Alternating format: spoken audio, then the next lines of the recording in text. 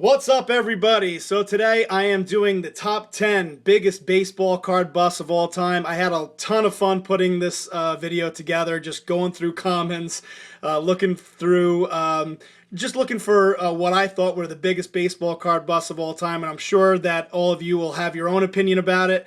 I have in the background some of my favorites, Cal Daniels, which I at one point bought like 100 of them, Pat Listash, Kevin Seitzer, Wes Chamberlain. And everyone knows, anybody who collects baseball cards, they know the fun of it. This is just an example of a card that I busted on recently. Rob Refsnyder, I thought he was going to be the next big thing for the Yankees. Bought this card number to 150, a PSA 10. But last year, we got traded from the Yankees to the Blue Jays, batted 170 last year, and has a negative WAR for his career. Obviously, that didn't go too well for me, but who knows? He's still young. There's still time to turn it around. But this is just an example of just the fun of prospecting and how you can bust big time. But let's get started. At number 10 is my man Eric Anthony. This is part of the 1990 Upper Deck set. But Eric Anthony was a huge prospect back in the early 90s. He hit over 30 home runs in the minors and hit a couple of home runs for the Astros when he first came up that went well over 400 feet.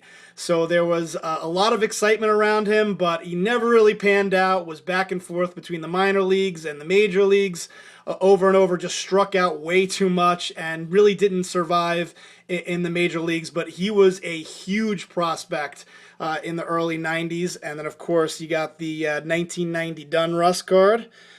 At number 9, so in 2011, the number 1 prospect was Bryce Harper.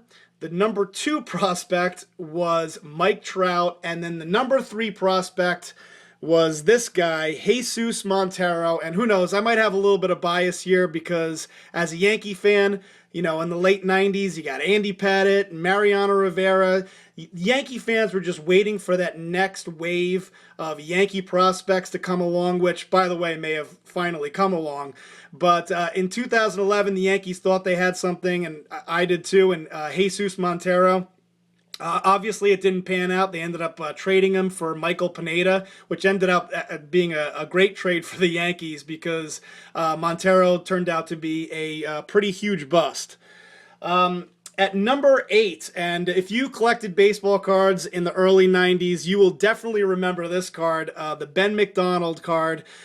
This card in particular was really special for collectors because there was an error card, which I don't own, but when Upper Deck first came out with the cards, in the lower left-hand corner, for the first couple of cards that they issued, it had the Orioles logo in the bottom left-hand corner, and then that got replaced with the rookie logo in the bottom left-hand corner. Ben McDonald was a first overall selection, which, by the way, was 6 spots ahead of Frank Thomas. And his error card back then was going for like $50 a pop. But unfortunately, he had shoulder injuries and at the age of 29 was forced to retire.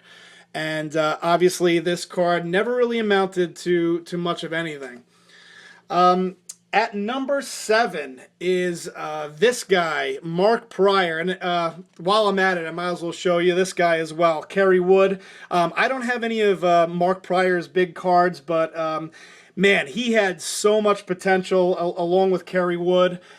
He was second overall picked in 2001, had a dominant 2003 where he finished third in the Cy Young Award. But of course, similar to Ben McDonald, was just marred by injuries and didn't pitch in the majors past the age of 25 years old. But obviously a huge bust if you were a baseball card collector of this guy, Mark Prior. At number 6 was this guy, Todd Van Poppel. And again, if you collected in the late 80s, early 90s, you definitely remember Todd Van Poppel, who was a number 14 pick in the 1990 draft, was signed to a $1.2 million contract. His 1991 Upper Deck baseball cards, I remember them selling for like $3 a piece, which was crazy back then. But he ended up missing all of 1992 with arm trouble and ended up retiring with a 5.54 ERA, career ERA. So obviously things didn't work out for my man. And who doesn't love that name? Todd Van Poppel. All right, at number 5, and here are a couple other Todd Van Poppel cards. There's his minor league card. Next up, and I had a hard time putting this guy on the list, but I felt like I had to. Number 5, Oscar Taveras. Over 6 minor league seasons, he batted .321 and was a lot of times compared to Vladimir Guerrero. He was similar to Guerrero in that he would swing at almost anything and be able to hit almost anything. He had a game-tying home run in Game 2 of the 2014 National League Championship Series against the Giants. At one point was a bigger prospect than Carlos Correa, Chris Bryant, and Francisco Lindor.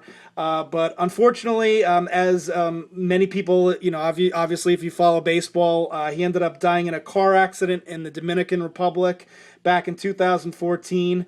I was reading one article of a guy named Michael Pruser on the internet that said that he spent $75,000 on Oscar Taveras rookie cards, and if you bought his Bowman Chrome auto, I feel really sorry for you, but that would be obviously a huge baseball card bust. At number 4 was this guy, Jerome Walton, and I actually did a lot of research on this video before I did my top 10 list, and this guy's name came up over and over and over, which is why I have him at number 4.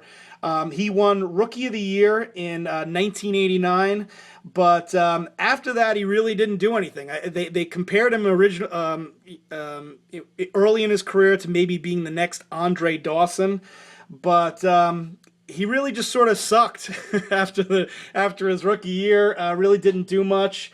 He ended up in 1998 being optioned to AAA when Wade Boggs came off the disabled list, and this is when Boggs was playing for the Rays, way late in his career, and was optioned to the AAA to make room for Wade Boggs, who was in the twilight of his career. So obviously things didn't pan out for my man Walton over there. At number 3 is this card, and this one is huge. Kevin Maas, and he was called up in 1990. Obviously, a lot of people thought he'd be the heir apparent to Don Mattingly.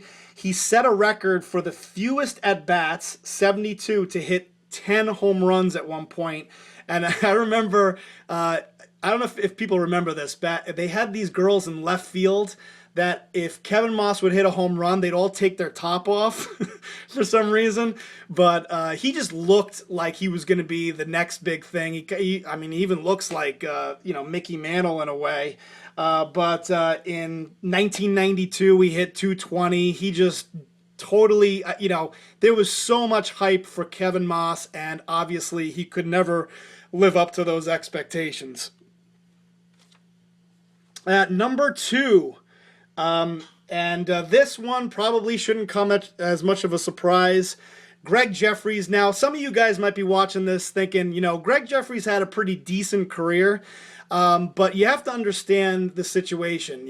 Baseball cards in the late 80s had finally turned from being a hobby to an investment, thanks to the Beckett.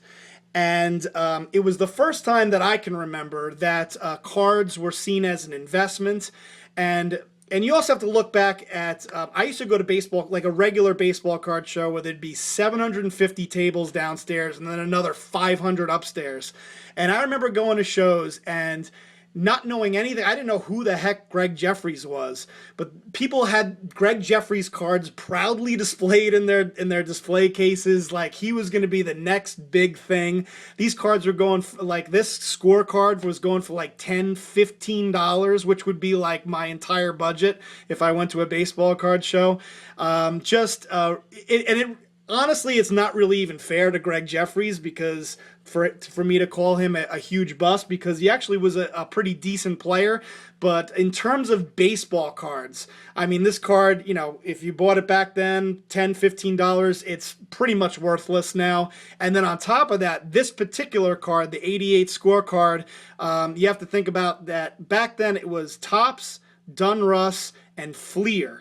And then all of a sudden, this new brand came out called Score, and everybody wanted the top card from Score, and it was this Gregg Jefferies card. So if you, and again, if I looked into I did a ton of research into this in picking my top 10, and this guy is listed over and over and over and over again of people that remember.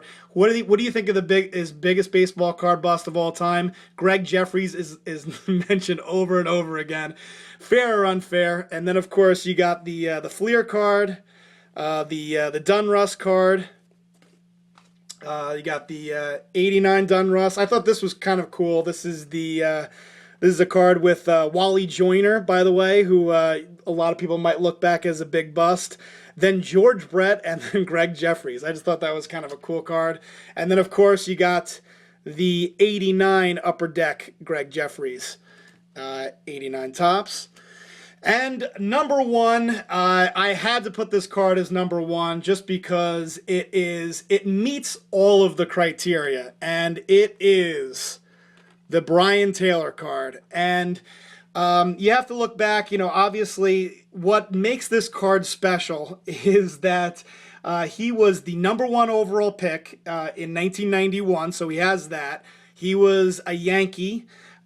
He was signed for $1.5 million. That was just for the signing bonus of Brian Taylor.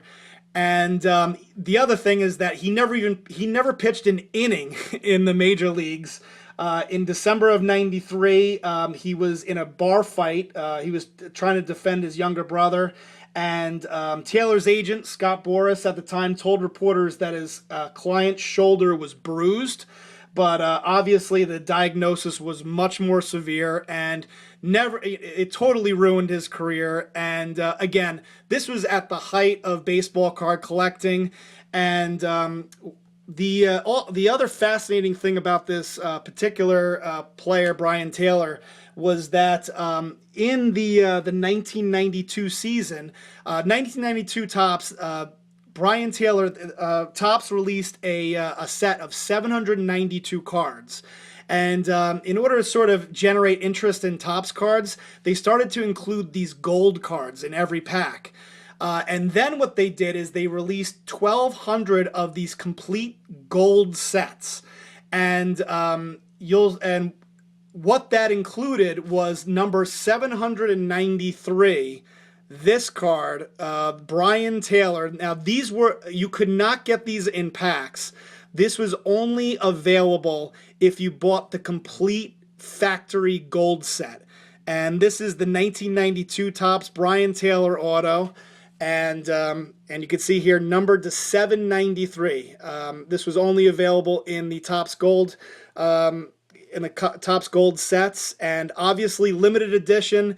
This, as far as I know, is the first prospect card, first auto prospect card that Topps ever did in terms of certified autos. And you think about all the auto prospect cards that are around today.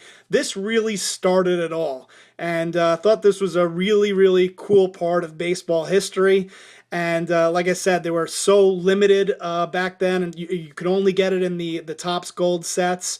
And just a really, really cool card. And I actually, it was on eBay for $40. I made an offer for $20, and the guy took it. So this card, the gold auto of Brian Taylor, I was able to purchase this for $20, just to show you how much the mighty have fallen. So, like I said, guys, I had a lot of fun putting this together. I hope you enjoyed the video, and I'll talk to you later. Peace!